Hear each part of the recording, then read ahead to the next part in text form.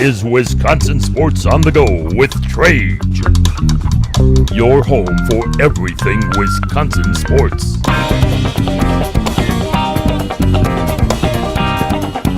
Now, your host, Trage.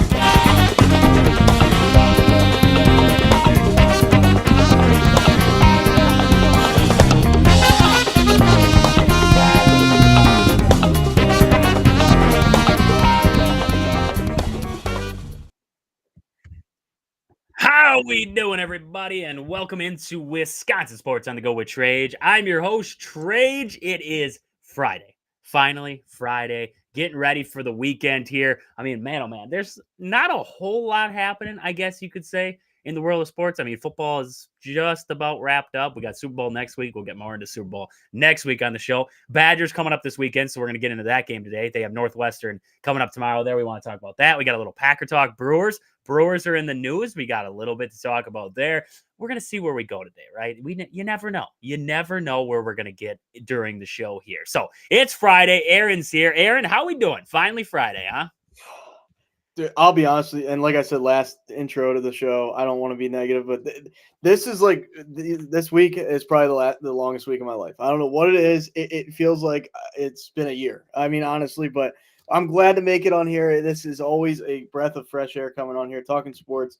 It will be very weird, we've been out of college football for a bit now, but this Sunday, like just dead zone, like as far as the football world is concerned, it will be weird, but hey, adapt or die, or adapt or die there. And I'm ready to go. Yeah, I'm ready to talk about what we got going on with Wisconsin sports this weekend. Well, I mean, we're close. We're close to Brewer baseball being back. We're getting there. Pitchers and catchers report here. I mean, we're getting into February, so they're reporting here pretty darn soon, right? 20 some days. It's like February 20 something in that range. I think it's something weird like that. It's like in the 20s. I don't remember quite. I don't remember perfectly on the dot there, but I know it's in the 20s that catchers and pitchers report there down to Arizona or Florida, wherever they're heading. So, I mean, we got Brewers. Yeah, 17th, 16th, as early as the 16th for the Rays. I'm seeing a lot of 17th and 18th. Dodgers 15th. So yeah, middle of the month there. Right around that 20 marks. Yeah, I was in the ballpark. I was right in the ballpark Oh, yeah. there with that. So we got lots to get into. I want to get to it all today here. I had the question last show there. I asked the question to end it. I wanted everybody to ponder it coming back into this one. So just before I forget, you can find us across social media. Make sure you're checking us out across social media here tonight. Follow us across, subscribe wherever you're listening. You can find us on Facebook, YouTube, Twitch, Twitter, TikTok, all the above. You can also email the show, wiscosportsonthego@gmail.com. Otherwise, hit the text in line right below us there on the screen there, 715-990-4914. Make sure you guys are checking it out there. But I had the question at the end of the last show. I said, how close are the Packers to the top of the league right now? So you look at the top of the NFC, you're thinking Lions, you're thinking Eagles, right now Vikings, right? Vikings are up there until they prove it not. They're up there. I mean, yes, the NFC North did suck when it came to the playoffs this last go around. But I mean, if you think about regular season where they were at, it's Vikings, Eagles, Lions. That's the top right now. How close are the Packers to that mark? So I mean, we gave our categories, right? And in the same neighborhood. So we're close, right? We're a couple houses down. In the same county, same state. Are they in the same country? Because if they're in the same country, we got a little ways to go yet. How close are the Green Bay Packers? When I look at the games this season, when I look at all the games, right? You can't say that the Eagles didn't blow out the Packers, right? The Packers played the closest out of anybody to the Eagles in the playoffs. And then regular season, they played that close game down in Brazil. And you never know if it's in Green Bay or if it's in Philly, if that changes the outcome. But it was in Brazil in his first game out, right? Lions, both games, relatively close. Vikings, Packers were getting trounced, and then they were able to come back in both games and make it interesting. So where does that put the Green Bay Packers? And I think with that, my biggest question, where I go is head coach to start. I go head coaching. How close is Matt LaFleur to Dan Campbell? How close is Matt LaFleur to Sirianni? And how close is Matt LaFleur to being in the same category as Kevin O'Connell, right? Because all those coaches, I would say, outcoached Matt LaFleur in those games. time clock management in some games it was, play management, right? Playbook, whatever it was. I mean, Dan Campbell's not in charge of calling plays, right? It was Ben Johnson. But I mean, end of the day, Dan Campbell's still the head coach and he still has the final say so there. How close are the Packers? I would say they're in this. They're in the same county. I would say they're in the same county. I don't think they're as far away as we could say like same state. I don't think they're as far away as the country because that's like Lions to, I mean, look at last season, maybe you would say like that's almost like bottom of the league. I don't know. Country's like bottom of the league to me. I would say county. I think at one point I thought the Packers were up there with the Lions. I thought they were like 1A, 1B. That's where I thought they were going to sit with the Lions this year. I don't think they ever got to that, and I don't think they ever climbed over the Vikings. You can't say that they did because they lost twice to them. They lost to the Bears. I mean, technically, they should have lost to the entire NFC North twice. I mean, you really look at a blocked field goal against the Bears. The only reason why they didn't lose 6 games just to the NFC North. So I'm going same county. I don't think they're in the same neighborhood. I think there's things that need to be improved with the Green Bay Packers. Now, they feel, Gutekunst and Matt LaFleur, I guess you could say, feel that a defensive line coach change is going to fix the problem with the defensive line, the pass rush. I don't know. I really don't. I watched that defensive line and I just don't feel like, you got to have a game record, right? You got to have a game record. I just don't feel like the Packers have a game record. So maybe it fixes it. Maybe they feel like they have one in the room. I don't know, right? Nobody thinks of the defensive line coach. Nobody thinks of the linebacker coach up until they get fired or they move on to another job, right? I saw a lot of people, the Packers linebackers coach he's heading to Jacksonville to be the new defensive coordinator for him. What's his name there? Anthony Campanelli is heading to Jacksonville to be the new D coordinator. Everybody's like freaking out, like, oh my goodness, like he's leaving, like this ain't gonna be good. And it's like, you didn't know who he was. Nobody did. Nobody cared. At the end of the day, you don't blame him if the defense looks bad. You blame Jeff Hafley. You don't blame Stenovich for the offense. You're blaming Matt LaFleur. Like, you don't blame these guys. But Gutekunst relatively seems like, he blamed the defensive line on coaching. So we'll see what they do there. But when I look at that defensive line, that's another part where I'm like, why are they so far away from the top right now? They don't have a pass rush. They don't have a pass rush, a consistent pass rush. They can get pressure, but there's a difference between pressure and hitting a quarterback. There's a difference between pressure and, yeah, you pressure him on the backside, but he's able to step up in the pocket with a clean hole and be able to deliver the football. There's your differences. The Rams were able to put pressure on Sam Darnold, and you saw that. And Sam Darnold looked like crap. The Packers were able to put pressure on Sam Darnold, but he was able to step up. He was able to get out of the pocket. He was able to make his throws. Didn't change what he wanted to do. So that's where I look at the Packers. I'm like, why are they so far away? Pass rush. I think play calling needs to be better. I think clock management, time management throughout the game. I think it needs to be better out of Matt LaFleur. So you look at the Packers. I don't know if you'd call it little things, but it's things that maybe you can fix in-house, right? Jordan Love needs to be better, right? Maybe Luke Getsy fixes him, right? He's going to be in there now. And then Sean Mannion is going to be in there as the quarterback's coach now. He's going to join the Packers coaching staff there. He actually was there a little bit last year, but he was promoted to the QB's coach. He was the backup for Jared Goff when Matt LaFleur was there as the offensive coordinator. So he knows a little bit about this guy. So maybe he feels more comfortable with him in the room there. But I look at a guy like that and I'm like, okay, what can he do for Jordan Love? Because I think Jordan Love can be better. I think he played well. I just don't think he played up to greatness, right? At some point, you got to have your quarterback play great. That's why the Eagles, I always harp on the Eagles because I'm like, Jalen Hurts hasn't played great. This last game, I thought he played better. I think he finally, like he said, they got the straitjacket taken off him. That's what he said in that press conference there. And that's what it seemed like, right? It seemed like he was kind of bottled up. They weren't letting him do anything. And then all of a sudden, bam, there's Jalen Hurts.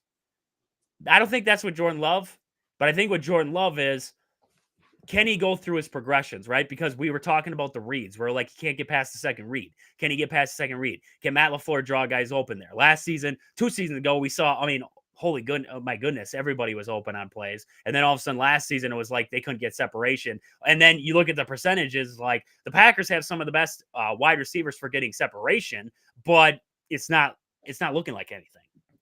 So you look at the wide receiver core, and that was going to be one of my questions too. So I don't want to get to that too much, but you look at the wide receiver core. That needs some improvement in there. So the Packers have the improve. We can see where they need the improvement. The question is, do they go out and do it? I think they're there. They can compete. They just can't beat. They don't. Sometimes to beat those good teams, you have to be better than good. You have to be great. You have to have game records. You have to have guys who can step up and make that one play. I don't think the Packers had that this last season.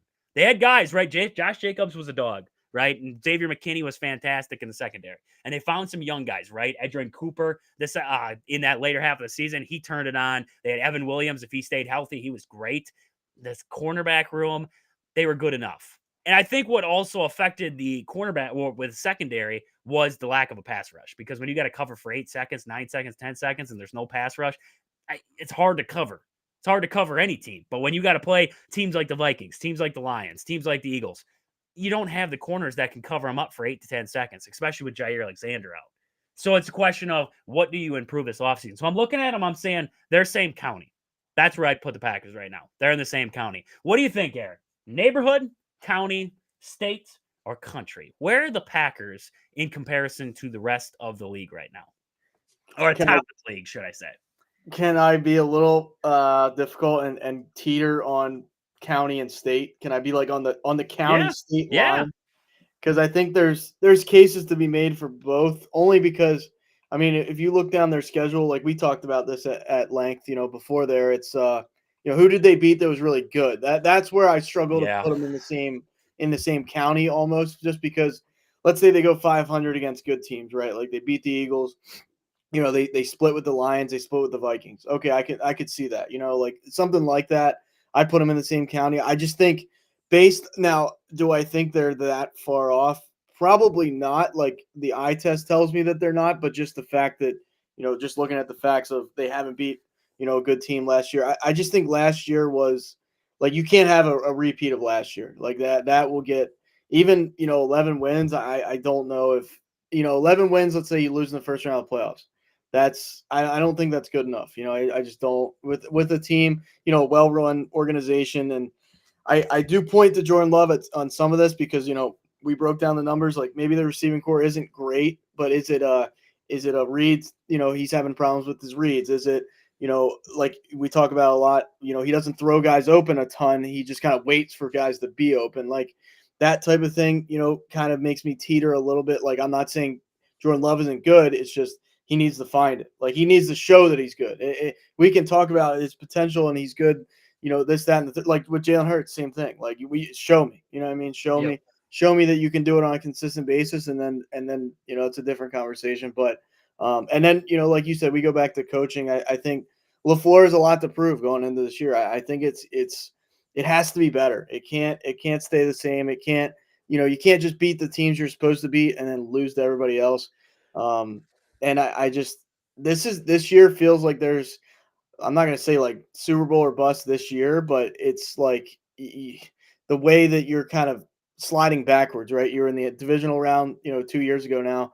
This season, you lose in the first round wild card. So it's like, what's the standard, right? We talk about that with the Steelers with Mike Tomlin. What is the standard? What are we holding them to? Just making the playoff standard? I mean, Detroit got gutted from a coaching standpoint, so maybe you look to hop Detroit, and then we don't know if Sam Darnold's going to do that another year with Minnesota. So I still think this division's up for grabs for the Packers. They just they might have to make some moves. Wide receiver, we talk about that. Wide receiver, couple defensive line, bring somebody in that can make an impact, like you say.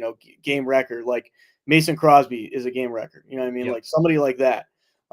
So I'm teetering on county versus state. I think of all teams that kind of like made the playoffs, they are one of the biggest ones that have to prove it next year. Like make a jump from this year to next year.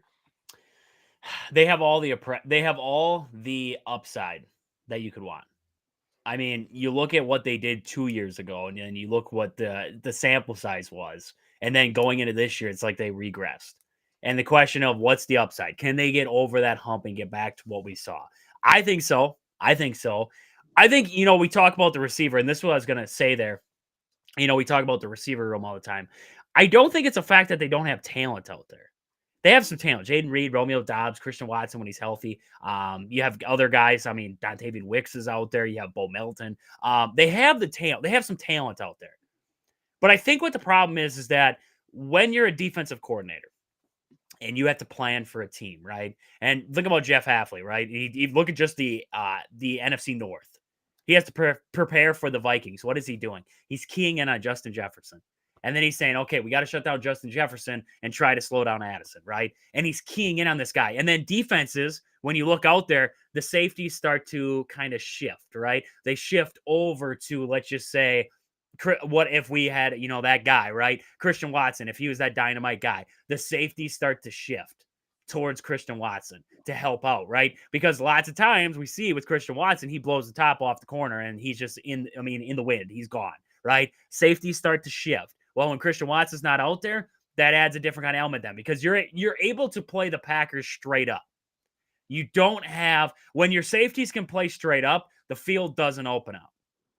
Right? When you have a guy like, let's just say, Amon-Ra St. Brown, or you have a guy like Justin Jefferson, or a guy like Jamar Chase, you could go around the league. We could look A.J. Brown, everybody, right?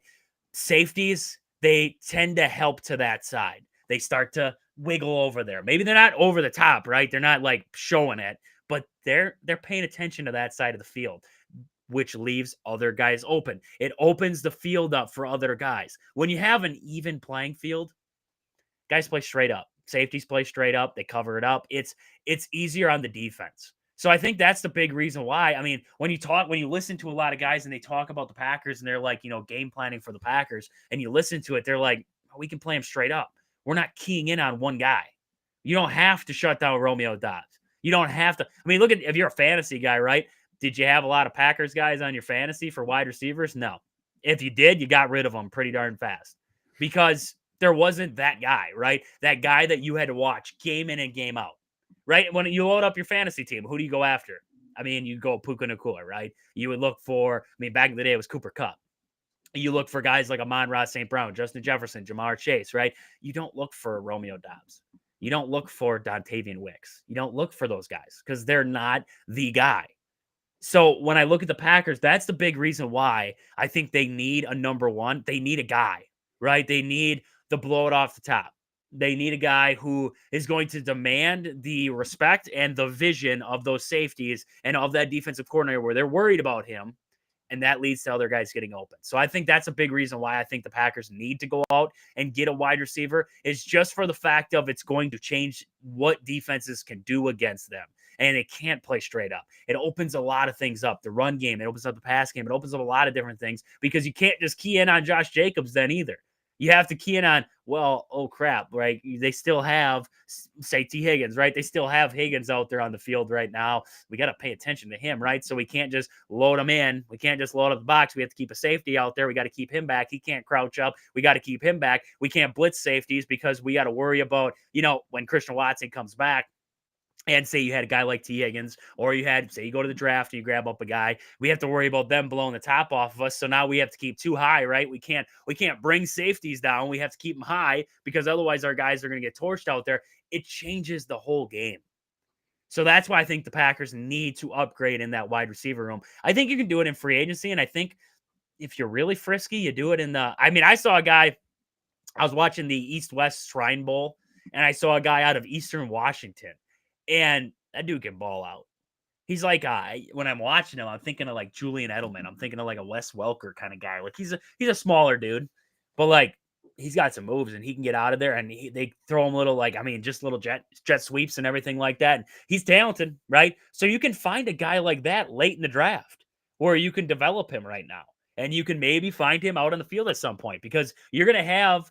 For next season, if you bring in a receiver, let's say you go out and get Devontae Adams, or you go out and get a guy like T. Higgins, if you want to spend the boatload of money to grab T. Higgins there. I think the Bengals are probably going to get him back, but either way, you get a guy like T. Higgins or something like that. Okay, that's fine, but bring in another guy, right? Don't be afraid to draft another guy. Grab another receiver out there and see what you can do. I think you can develop them because you're going to have Romeo Dobbs. You're still going to have Dontavian Wicks and Jaden Reed. Those guys are fine number 2, 3s, right? They're fine 2s and 3s. You got to find your one. So that's where I'm looking right now with this Green Bay Packers team is they got to find that number 1. So going into this offseason, before we got to get an ad break here, but I want to get this question in before we hit the ad break.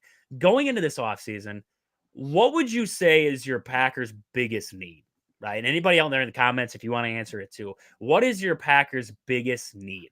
So I got down, is it a wide receiver? Is it a cornerback? Is it pass rush? Is it other? Like, is there another thing that you think the Packers need to go after? I saw somebody was talking about like Tyler Warren's coming on. I'm like, why do the Packers need Tyler Warren's? Like, why?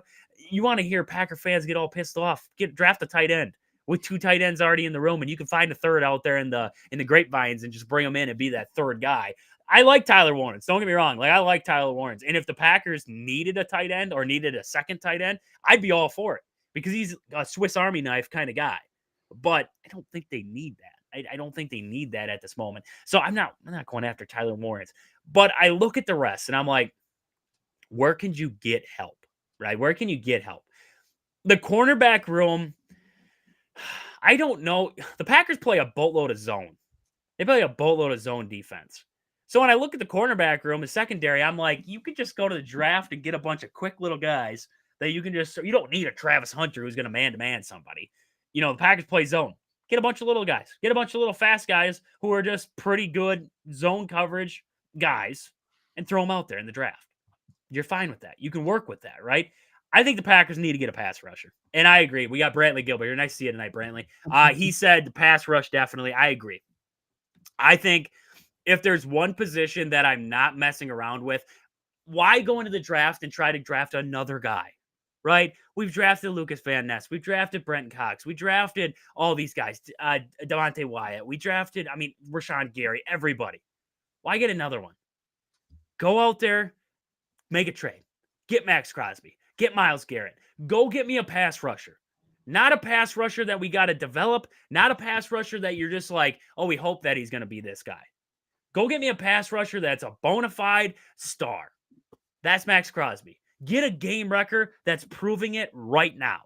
Not a game wrecker that's got to prove it in the future, right? Edgerrin Cooper was fantastic last year. But did anybody see him being that guy? Some people, right? You know, some people probably saw it. But a majority weren't like, Edgerrin Cooper is going to be one of the best rookie linebackers in the league. He's going to be one of the best rookies on defense in the league. Nobody said that.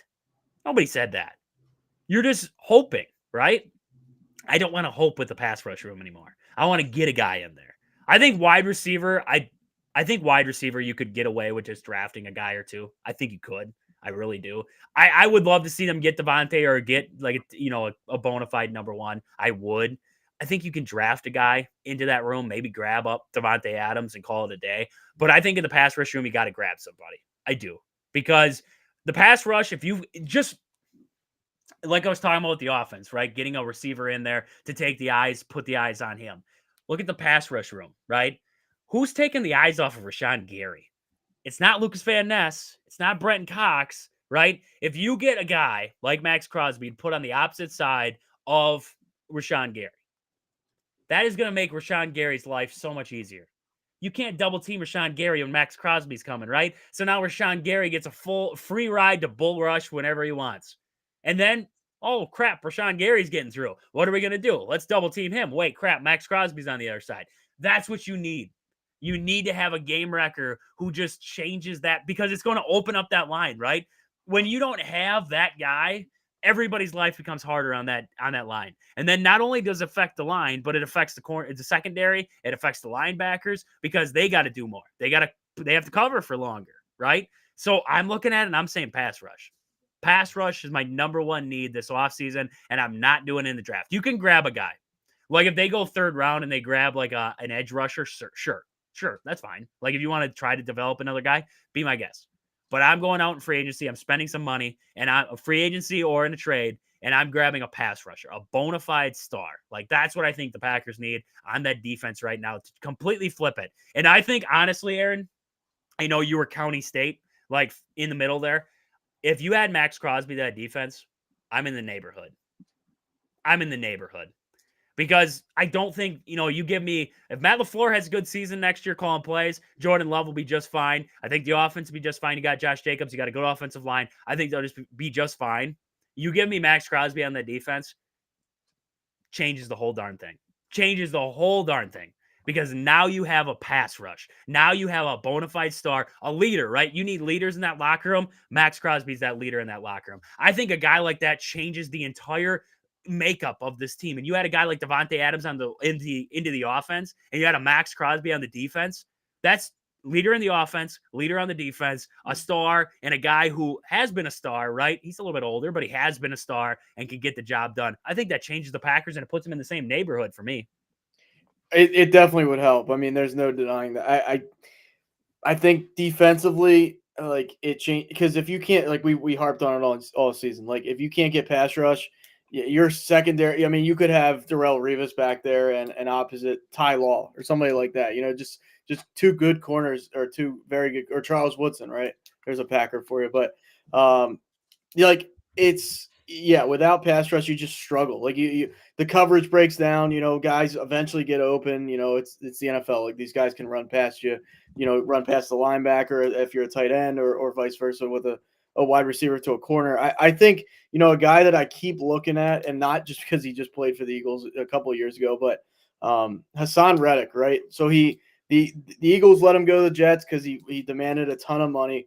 He didn't play a snap all year for the Jets, which I love because the Jets are just a dumpster fire. So why not add to it? Add to their downfall there. But I don't know if he'll be available for cheap per se, but I mean, he could have got paid if he showed up to, like, I forget if his 8 games or something. He didn't even do that. So the only risk you run there, I mean, I'm sure Max Crosby is more of a locker room guy than Hassan Reddick has. I mean, he comes with a little bit of an edge to him. He's not.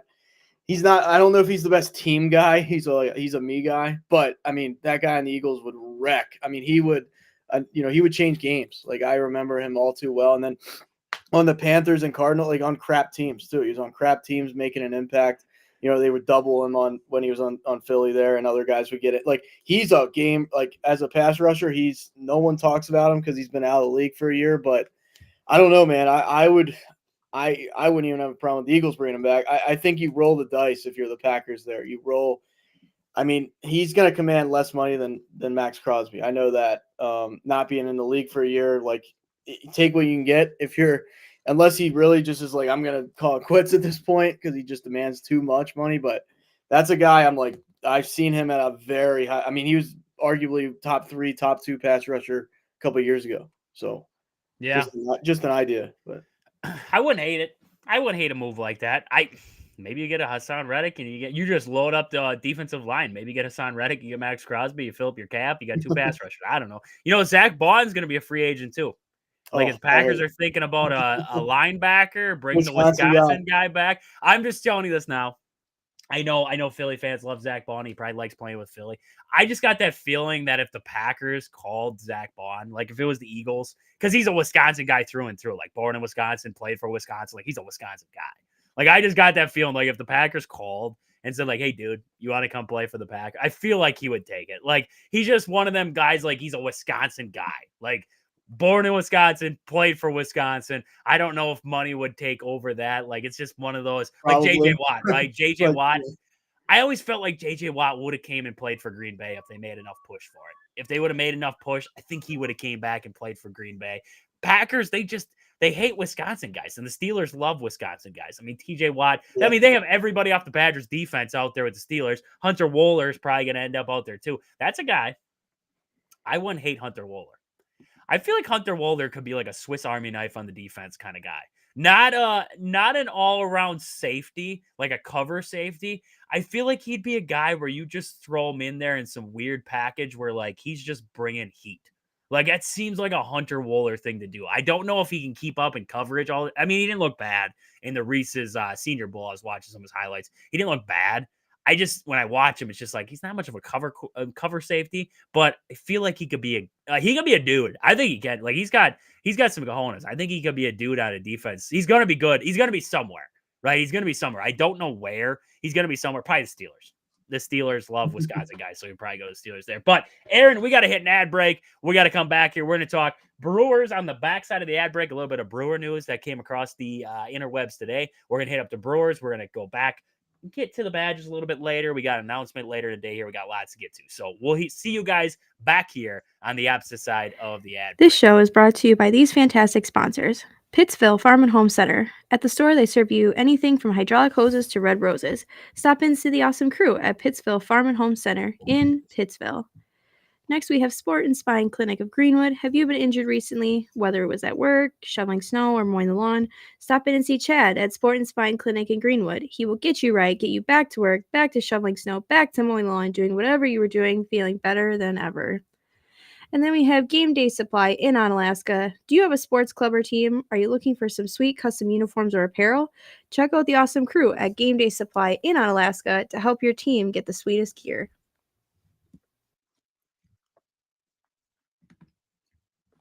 Sweet gear indeed from Game Day Supply down there. Make sure you're checking them out.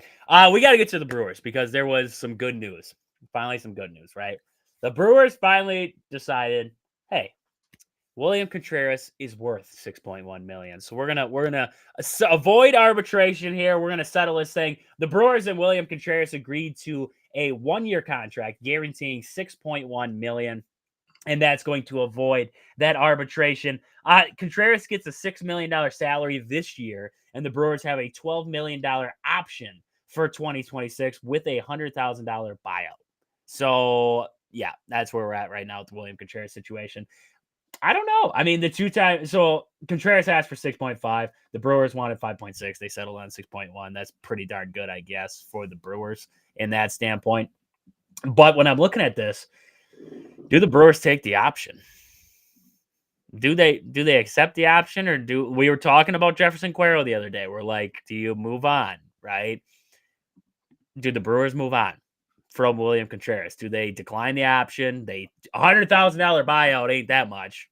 No. Like, do you just? But then you get to the point where like you're wasting away what.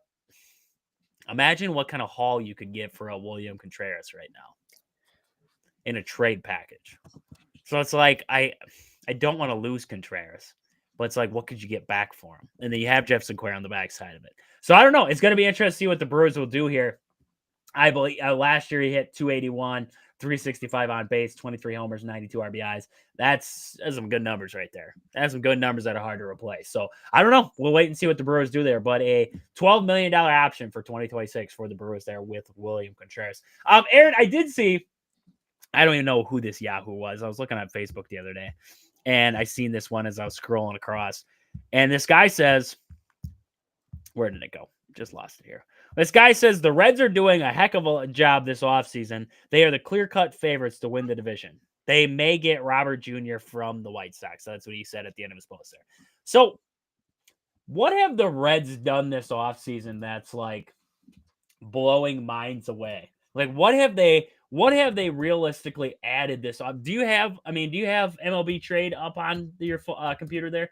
Do you see like what did they do this offseason that everybody is like, this is going to be that team now? Well, yeah, I'm pulling that up as we speak there. The one thing, I mean, I am a huge Terry Francona fan. Like, I think he is arguably like top 3 manager in baseball. Like, I'm that bullish on him. I think even with Cleveland, like he did good things. Now, guy has like heart problems or something. Like he's always like teetering on health problems. So hopefully he can kind of stay together there. I think, a manager in baseball, we're not going to say it's like, getting Belichick in football, right? Like I don't think it has that much impact, but it's a guy that's been there, done that, and won, right? I think that definitely plays a role. I mean, I think that makes them like maybe his WAR would be like 5 to 10 games better than their previous. Like that I wouldn't be surprised if they're 5 to 10 games better just with a different man, like a manager of his caliber, because he knows what strings to pull there and stuff like that. Well, I don't know. I just looked at MLB trade rumors, and I seen the report on the Luis Robert, and it says, and I don't know where this guy was reading that I read this off of, but it says trade before spring training seen as unlikely. So I don't feel like it's happening there. They did add Austin Hayes. I saw Austin Hayes is coming over. They're talking about Pete Alonso.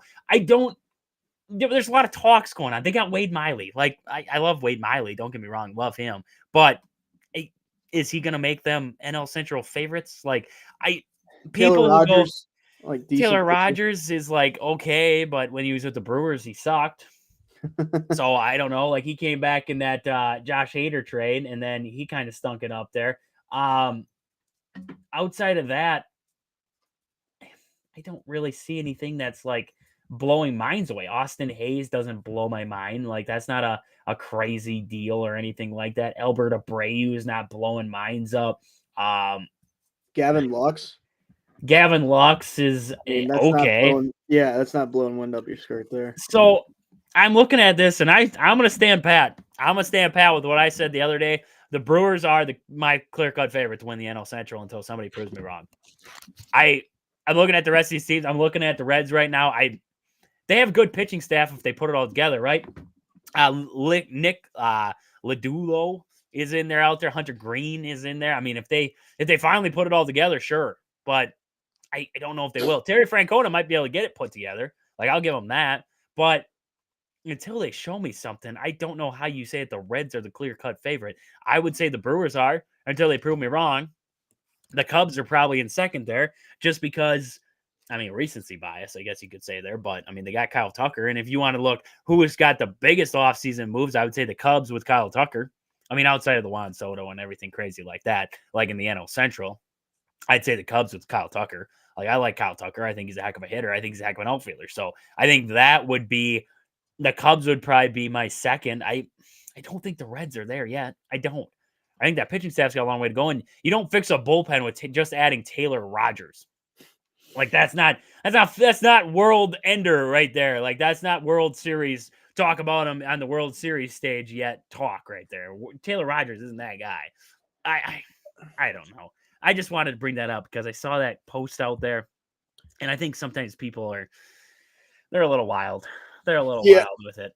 Yeah, no, definitely. And a couple things from that there real quick. I mean, they have the 8th best farm system, which, I mean, that's not bad. It's just not not like groundbreaking though. You're not top 5 in the farm system. I mean, not to take a shot at the NL Central, but it's not a great division, I would say. You know what I mean? Like, in its current state. So, them finishing 77 and 85 and not adding a ton. I would say Terry Francona is your biggest acquisition over all those players we talked about. I think he's the most impactful person you brought in. And does that put them over the top of the Brewers right now? No, I think the Cubs will be better than they were last year. So I don't know. Unless they go on a run. I mean, crazier things have happened, but they're not bad. They're just nothing special, nothing like memorable about the Reds right now. There's nothing like, I don't know.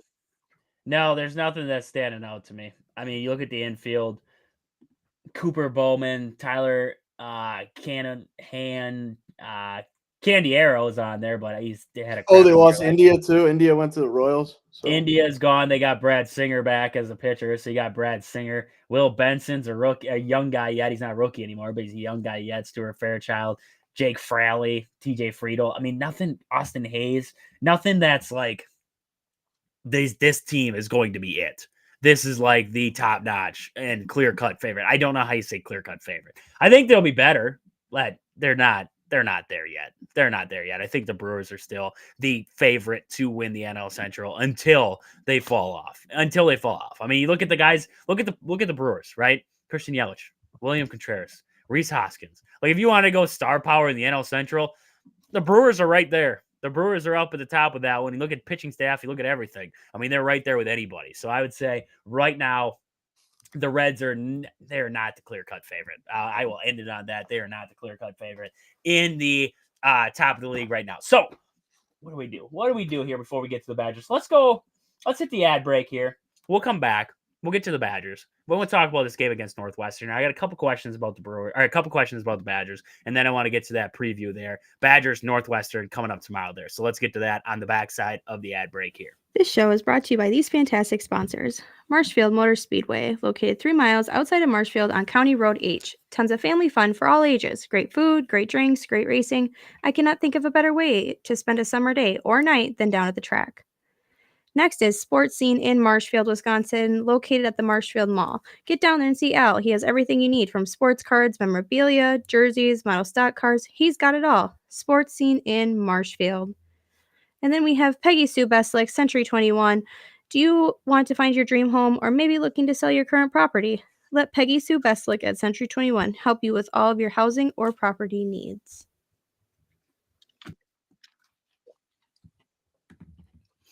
New year, Aaron. You know what they say: buy, sell, get out of that clunker. That's what you got to do there. Peggy Sue down at Century 21. Before we get to the Badgers, I don't want to forget about today. Aaron he's excited because we haven't gotten to it in a while. Aaron, we need the fact of the day for this day, January 31st. What happened? What happened on this day that's memorable? Some people love this show. I'm not one of them. A little too, I don't know, whatever for me. But Family Guy did make its premiere on this You don't day. like Family Guy? No. I don't know, man. I don't hate it. It's just like doesn't do anything for me. That's If right. I'm gonna go that route, I'm gonna go Simpsons. If I'm gonna go that, like, kind of not taking any shots, but just kind of like stupid funny, I'm gonna go Simpsons. But I mean, 1999, that's crazy to think about. I mean, 26 years old now, 26. So It has been a while. It has been definitely a while. Yeah. Brantley says to get you out of here. He says to get you out of here. Not a That's Family all Guy. We're getting him out. I agree. I agree with you there. So I got my fact of the day. I got my history calendar over here. In 1865, the House passed the 13th Amendment, abolishing slavery. So that happened on this day, January 31st. Interesting. The more you learn from the history calendar, right? I can't go through these. I know everybody's like, why don't you read that off all the time? Because, I mean, you look at February 1st, the one is the Oxford Dictionary made its debut. So I don't care. Like, that's just not one. But the 13th Amendment was a big one. So I will read that one off there for January 31st. So let's get over to the Badgers here. That's why everybody's here, right? That's why I'm here. That's why Aaron's here. We want to talk about this Badger team because they're the Packers are done. So they got nothing on us anymore. And, you know, the Brewers, we're waiting for the Brewers. So the Badgers are about all we got at this point.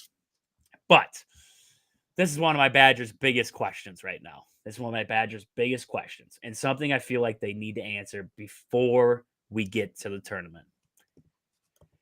How and when and where and what do they have to do to beat a long, athletic team with good interior players?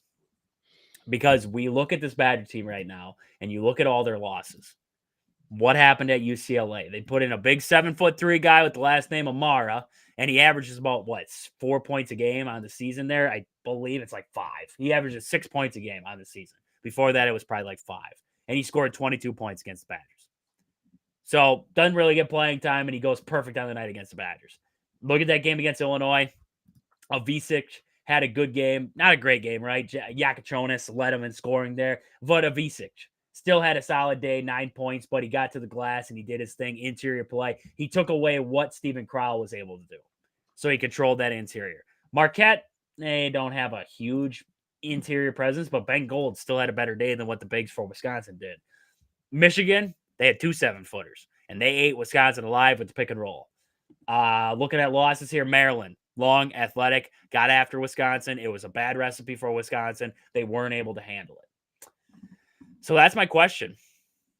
That's my question for what we have to watch for this Badgers team right now. What can they do? That is my worry with this Badger team, is when they get against a team that's long and athletic and is big out of the interior. They got some big guys. What do they do to kind of stymie it, trying to get rid of it in those games? I don't think they have the guy. You're not going to be able to. The problem is, it's not like you can just fix it right now. You can do adjustments. You can make adjustments. You can try little things, right? You can try to change how you play defensively and stuff like that. But at the end of the day, what are you going to do at this point. You're stuck with Steven Crowell. Like, you can't just go out. You can't just go out like in football, and you can't just go pick up a free agent, right? You can't just go trade for a guy. You have Steven Crowell. So what do you do with Steven Crowell to make it so that Wisconsin can bang with those teams? Right? Because when the 3-point shots aren't falling and everything's kind of going haywire and they can't go to the interior with it, you're out of luck. So what do you do then? You don't have that guy in the interior, even on the defensive end. You don't have, look, we talk about all the time with the block shots, right? The Badgers they struggle interior playing defense. So that's one of my worries with them, is that when guys come downhill, when guards get into the lane, when they're shooting in the lane, they struggle to get after them there. So that is my worry right now with Wisconsin. And that's my biggest question that they have to answer right now is when they get against those long athletic teams, and you're going to have those teams coming up here. Northwestern, they can get after you, but then you have Indiana. They have some long, they have some length, right? Balo's there. He went to Arizona last year. We saw him a little bit, but they have some length on that team. Renew is still there. And then you look ahead. I mean, they have Iowa again, but then you have this gauntlet of games. You play Purdue, you have Illinois, you have Oregon, then you play Washington, but then you play Michigan State. So you have a long list of games there where you're going to be playing some good teams with a lot of length. How do you respond to that? So I guess that's my biggest question that the Badgers have to answer for me coming up here is how they respond against long athletic teams with good interior players. So that's one of my biggest questions, my biggest worries right now with this team. And that goes along with, do they need consistent production on the inside to be successful? Yes, I think they do. I think they need Steven Crowell to be a factor. I don't think they need him to be a 20-plus points a game kind of guy, but they need him to be a factor in these games. I think at times they go away from the inside, and we don't talk about just going to the inside to score. When we talk about the interior, we're talking about getting it to Crowell and allowing him to be a passer, allowing him to get it back to the guards and being able to catch and shoot, right? That's what we're looking for the interior. So do they need production on the inside? Yes, 100% they do. I saw that question across social media, and yes, they 1,000% need that production there. The Badgers have not beat a team in the Big Ten with a winning record. That's one of the biggest knocks right now. They've lost to every good team that they've played. Every team with a winning record. Maryland was their last shot to win against the team that was in that top echelon of the Big Ten or with a winning record. They weren't able to beat Maryland. UCLA weren't able to beat them. Look at Illinois and Michigan. They fell in those games. They haven't beat a team with a winning record yet. So that's the biggest knock in the Badgers right now is, can they beat a good team, right? And I saw a comparison. The Green Bay Packers. They could beat all the rest of them, right? All the crappy teams, the Rams without Puka Nacua and Cooper Kupp. They beat them. They were able to beat teams like the Bears. They beat teams like the Panthers, craptastic teams, the Saints and stuff like that. But they weren't able to beat the good teams. And that's where we're looking right now at the Wisconsin Badgers. Can they beat those good teams? And they're gonna have their opportunities. Trust me, they're gonna have their opportunities. But I don't want. Why is that a concern? My question. Why is that a concern? Because actually, if you look at Michigan State, outside they beat one team that has got a winning record in the Big Ten, and that was Illinois, 80-78, and that was at home too. Wisconsin went to Champaign, and they lost to Illinois. They went on the road and lost to Illinois. Michigan State beat them by 2 at home. So you take the road factor and that kind of thing, that does help a lot going on the road.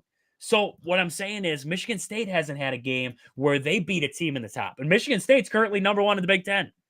And they haven't beat a team with a winning record in the Big Ten either. They beat the bottom half. They beat Penn State, sure. They beat teams. They lost to Kansas. They beat Minnesota. They beat Nebraska. They got a win against Ohio State. So did Wisconsin. They beat Washington. They beat Penn State. They beat Minnesota again. And they beat Rutgers. Wisconsin beat Rutgers. But outside of that, the only game that Illinois or that Michigan State has beat a team that's got a winning record in the Big Ten is Illinois. So there's not, I get the concern that people are having with that. I do. I understand it. Like, there's a concern. Like, you got to beat good teams. You're going to have to beat good teams when you get to March. But at this very moment, like Michigan State, then you should be asking those same questions about Michigan State because they haven't beat that team in the top. So that's kind of where I'm looking with that. So is there a concern? Yes. Should we be worried? Not yet. Because you're going to have a game against Michigan State. You're going to play Illinois again. You're going to play them at home, right? I mean, last time out, you lost to Illinois. You played in Champaign, and you didn't lose by – it's not like you got trounced. in Illinois. It's not like you're getting trounced in these losses. Outside of the Marquette game, they lost by 3 to Michigan at home. That's the big one. That's the big one for me. I said that right away. You can't lose home games in the Big Ten. They lost that game to Michigan at home by 3. I thought that's the biggest one. When I look back on it, that's my biggest problem. Outside of that, I mean, you lost to Illinois by 6 on the road in Illinois. That's a tough place to win. I mean, there's some teams that have gone down there and upset them, but that's a tough place to win. And then you look down the board here. UCLA was on the road. It was in a West Coast trip. It gets a little different when you're on the road on the West Coast, right? You have back-to-back out there. You're still adjusting. I mean, 2-point loss, and you didn't play your best game, right? Same thing with Maryland. Long athletic team got after you. You went to Maryland. John Tonje and John Blackwell. Blackwell struggled, right? And Blackwell was out for the final 9 minutes of the first half, right? One of your best players was out for 9 minutes in the first half. John Tonje was out for 6 minutes in the first half. I mean, you look at those games right there, and you're like, you're right there. You're right there, especially on the road. You're right there. Most of your losses have come on the road. You've won some games on the road, but you look at your losses. Illinois on the road. Marquette on the road. Technically, not really on the road. You're playing in Milwaukee, so it's not like it's that far, but on the road. Maryland on the road. UCLA on the road. You don't know. You take them on your home court. Maybe you beat them, right? It's a different kind of neutral site. Maybe you beat them. You never know. So it's like, those little things of having that home court atmosphere definitely gives like a 2-point to 3-point swing in some games there, just having that home court advantage. So, I mean, am I worried? Not yet. Not yet. We'll see. I mean, once we get to that point, we'll see. They've got a lot of games left, right? They have a lot of games against good teams. Illinois, Oregon, Michigan State. They have a lot of good teams left on that schedule. It's how they finish, right? I just talked about the other day, and we're going to talk about it here in a second. They just lost this game to Maryland. They've had a very good track record underneath the Greg Gard where they get to the end of January, going into February, and they stumble. They stumble for some reason. They what I compare it to is adjustments, right? You go into the half, what team learns about you in the first half, you go into the second half, they make adjustments, you don't make adjustments. I've compared that to Greg Gard's seasons in the past. He plays well for the first half of the schedule, gets into the second half, doesn't make the adjustments, it looks rough. What did the Badgers do to make that adjustment here in the second half of the season? Because all these teams have tape on you now. They know everything about you. How do you make the adjustment, right? So that's what we want to see. They're traveling to Northwestern. This is a Northwestern team, and this is where they don't have a winning record in conference, 3-7, right? They don't have a winning record in conference, but they have good players on this team. Like, don't get me wrong. Like, you look at a lot of these teams in the Big Ten here, between Ohio State, Iowa. I mean, there's a lot of good players on these teams. Bruce Thornton, Sanford on Iowa there. There's some good guards, good players on these teams. So it's not like you can take them lightly and you can't just call them pushovers, right? So I look at this Northwestern team. So this is a little preview of that Northwestern game coming up tomorrow there. Northwestern right now, they're 12-9 overall, 3-7 in conference play. Nick Martinelli, the forward there, he's averaging about 19.6 points per game, 5 rebounds, and he's shooting 41% from 3. 41% from 3. This guy can ring it up. 71% from the free throw line there, so you got to watch him at the free throw line. And then looking at the field goal percentage there, 48% from the field on the year so far. So Martinelli's been lighting it up. Brooks Barnheiser, the guard there, he's averaging 17.1 a game, 8 rebounds for the guard there. And then he's averaging about 26% from 3 and 41% from the field. So he struggled a little bit from 3 on the year so far, so you got to watch out. You got to watch some of these guys from 3 there, but Barnheiser is one of those guys where you got to watch him getting to the rim. That's where he wants to go. He wants to get downhill. He wants to get to the rim. So keep an eye on Barnheiser there. Jalen Leach, the guard there, he's averaging 14 a game at this moment, 45% from the field there, 38% from downtown, and 85% from the free throw line. So Jalen Leach is having a pretty good year himself. And then Ty Berry, 8 points a game, but 38% from 3. Impressive stats for him there. And then you got Matthew Nicholson. He's not a dominant big guy, but you gotta pay attention to him. You gotta pay attention to him. He's shooting 60% from the field so far on the year there, 4.7 points per game. Doesn't shoot threes, 50% from the free throw line. As a team, you look at this Northwestern team, they're not overly great from the free throw line. They're not overly great.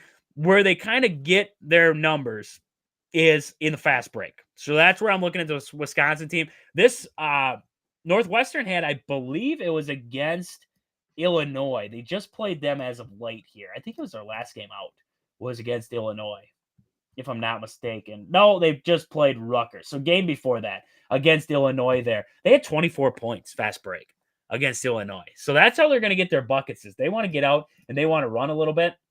So the Badgers, I mean, we talked about in the past year with turnovers with Wisconsin, they have to avoid getting sloppy. That's where you got to be looking. It's getting sloppy in this game here. You cannot do that if you're the Wisconsin Badgers. Points off turnovers in that game against Rutgers, Rutgers only turned the ball over 8 times. So that's your big difference. If you look at Illinois, they turned it over 14 times, and Rutgers turned it over 8 times in this game. So that's where Wisconsin kind of has to sit in this one, is being in that low 8 to 10 range, and you'll be just fine in this one here. Just don't get crazy like we've seen in losses here. You look at all the losses for Wisconsin, what goes wrong? Turnovers. That's the biggest thing. Turnovers are the problem for the Wisconsin Badgers. So that's where I'm looking at this team here in this one, where they have to kind of correct that if you want to get a win on the road in Northwestern.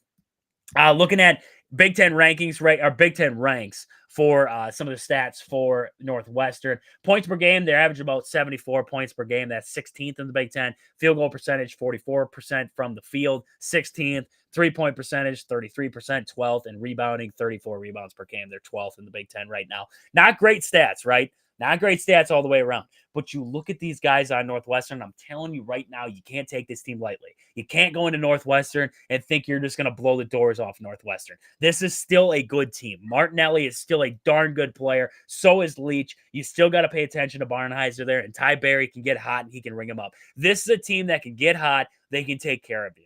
So if you're Wisconsin, you have to go in here. You have to control it wire to wire.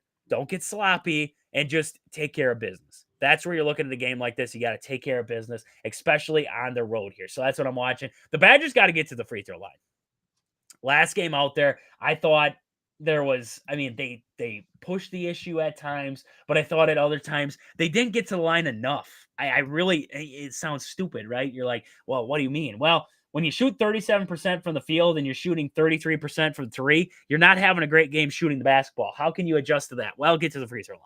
Get downhill, force the issue, get them in foul trouble, and get to the free throw line. They had 21 free throws, but I'm like, shoot a couple more, right? Get a couple more in there, get some guys in foul trouble. So if I'm the Wisconsin Badgers in this one, I'm forcing the issue. I'm forcing the issue on Nicholson. I'm trying to get him into foul trouble, get him out of that game there. I'm trying to get after Barnhizer and maybe Martinelli and just get those guys into trouble, just like Maryland did to Wisconsin, right? They got John Blackwell into foul trouble. They got John Tonje into foul trouble. And that's why Maryland was able to stick around in that first half. And then the second half, they got hot. I'm looking at this game. I'm like, Wisconsin, to return the favor, right? Go on the road, force the issue, get downhill, get to the rim, get to the foul line. That's where I'm looking at this one. Get to the line and convert. Rotate out on shooters. They got some good shooters, like I just mentioned before there, with Martinelli.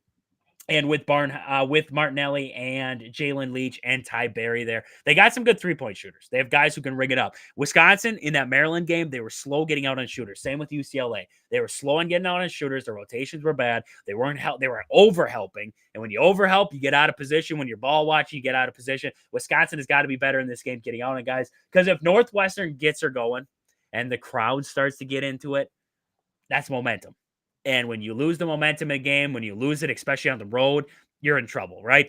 I was just watching Indiana and Purdue here tonight, and Indiana was right there. But once Purdue started knocking down shots and they started to get themselves hanging around in this game here, the crowd got involved, Indiana got rattled. That's what you got to do in this one. You got to take the crowd out of it early in this game here, especially in Northwestern, where, the crowd, they don't want to be there anyway. So we'll just leave it at that. You got to get it into the post.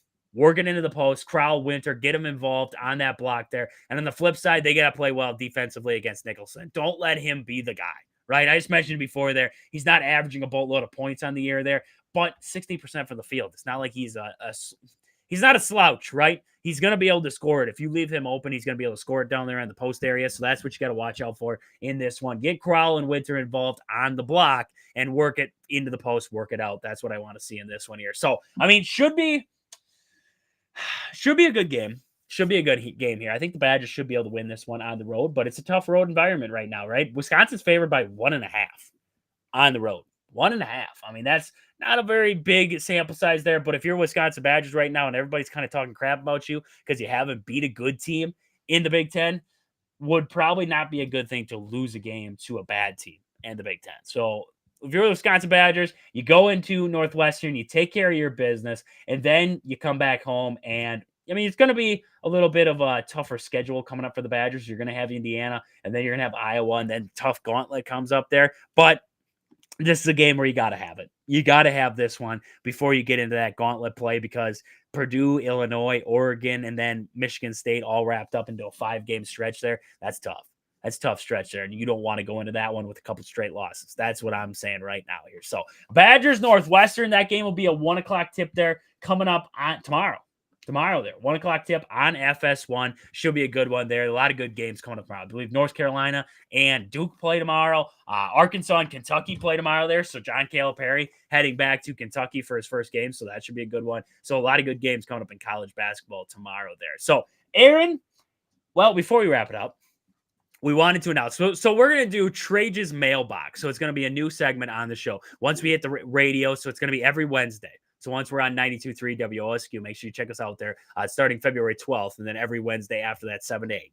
We're going to have Trage's mailbox. So if you want to get your voice heard, if you want to get, statements, questions, whatever you want onto the show, all you got to do, text into the show. So that'll be 715-990-4914. You can text into the show. Otherwise, email us, wiscosportsonthego@gmail.com. You go to either one of those, email us your question or statement, or go to the text in line, text us your question statement. We'll be able to open it up in the mailbox on the radio there starting on February 12th. So make sure you guys are checking us out there when that comes along. But Aaron, anything else we got to wrap us up here for the day? I mean, we're way past the finish line here.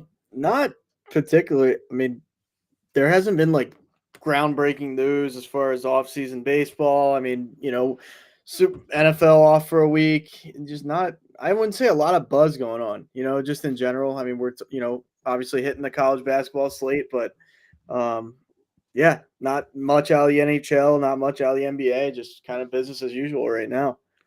Waiting for that, like a pin to drop with something, something will come down the grapevine, whether it's a MLB. Like there's still free agents out there that, Scherzer coming back with the Jays. That's a little interesting. But 1 year good for the Jays. They always need pitching. They always need to find a pitcher out there. I mean, yeah, outside of that, there's not a whole lot happening this time of year. Like it's that time of year right now. So, I mean, we'll see. We'll see, right? Pete Alonso's still out there. There's still a lot of good free agents out there in the MLB. So we'll see kind of who signs up where. Packers, we'll see. We're getting closer to the combine. We're getting closer. We'll have the Pro Bowl coming up this weekend here. Who cares? But we have the Pro Bowl coming up this weekend here. So we'll see what happens there. Super Bowl next week. We got lots to get into next week there. We're going to recap this Badger game come Sunday on the show here. We're going to look ahead to the next game out there for the Wisconsin Badgers. So we got lots of things to talk about there Sunday on the show. So with that, for Aaron and myself, this has been Wisconsin Sports on the Go with Trage. Thank you all for tuning in. We'll catch you guys back